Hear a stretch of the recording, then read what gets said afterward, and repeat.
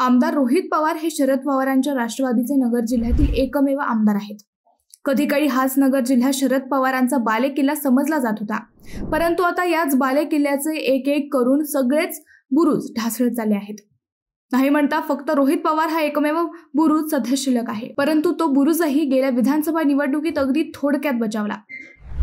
सभापती राम शिंदे यांनी रोहित पवारांना अगदी पोस्टल मतांपर्यंत झुंजवलं। रोहित पवार हे कर्जत जामखेड मतदारसंघात फक्त निवडणुकांच्या वेळीच येतात, ही विरोधकांची ओरड आताही कायम दिसतेय।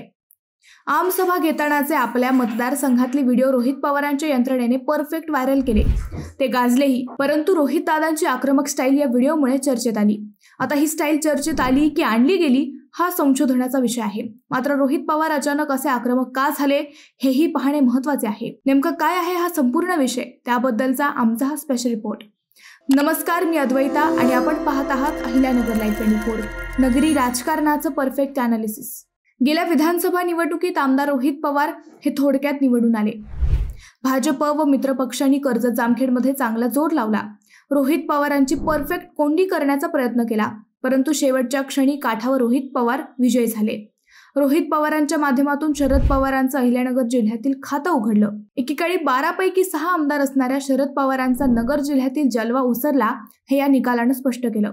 अकोल्यात अमित भांगरे, राहुरीत माजी मंत्री प्राजक्त तनपुरे, पारनेरमध्ये खासदार पत्नी राणी लंके, शेवगाव पाथर्डीत प्रताप ढाकणे हा शरद पवारांच्या मोहऱ्यांचा ओळीने पराभव झाला। या सगळ्या लढ्या एकतर्फी झाल्या। विखेंनी शरद पवारांवर सहज मात केली, परंतु या लढ्यात कर्जत जामखेडची लढाई शरद पवारांनी थोडक्यात जिंकली। अर्थात या लढाईच्या निकालानंतरही सभापती राम शिंदे यांनी ही लढाई पवार कुटुंबाने भेडून कशी जिंकली याचे पुरावे सांगितले।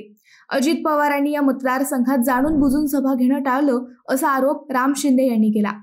आता हे सर्व होऊन वर्ष उलटलं, परंतु राम शिंदे व रोहित पवार यांच्यातील वाद मात्र वाढतच गेला।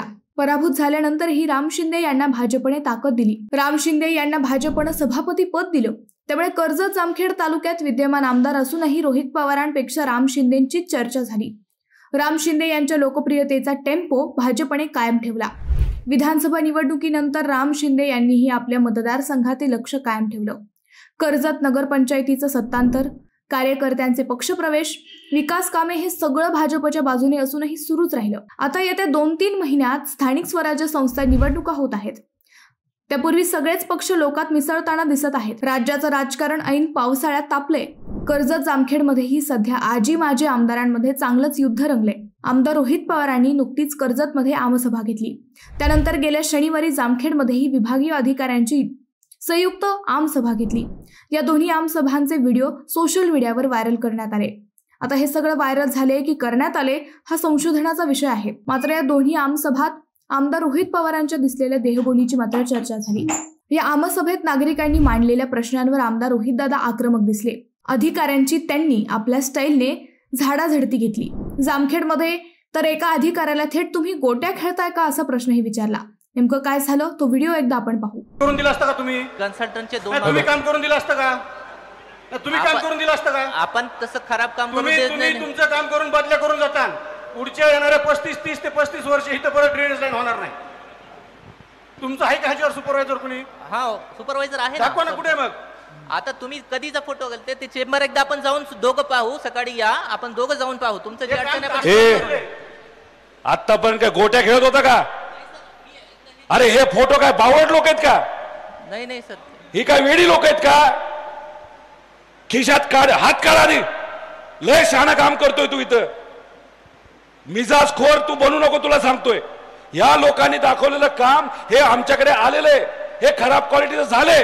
हा तुमच्या बापाचा पैसा नाही, हा लोकांचा पैसा आहे। तू कुठलाही असशील इथं यांना राहायचे, त्यामुळे हे खराब कामं आहेत म्हणजे आहेत, ह्या लोकांनी दाखवलेली आहेत। उद्या बघतो करतो, तुमचे पराक्रम आम्हाला माहिती आहे, तुझ्या अधिकाऱ्याचे पण माहिती आहेत। त्यामुळे अशा खराब क्वालिटीचं काम कुठलाही कन्सल्टंट तू लावला असला तरी ते चांगल्याच क्वालिटीचं काम झालं पाहिजे हे बघण्याची जबाबदारी तुमची आहे। जास्त अहंकार। व्हिडिओ एका ड्रेनेज लाईनच्या कामाबद्दलच्या प्रश्नाचा आहे। तेथील एक अधिकारी ड्रेनेज लाईनचं काम निकृष्ट नसल्याचं सांगत होता, परंतु आमदार रोहित दादांनी त्या अधिकाऱ्याला कसं झापलं हे या व्हायरल व्हिडिओ दिसतं। तू गोट्या खेळत होतास का? हे लोक बावट आहेत का? खिशातला हात काढ, लय शहाणा बनू नकोस, तू खूप मोठं काम करतोयस हे आम्हाला माहीत आहे.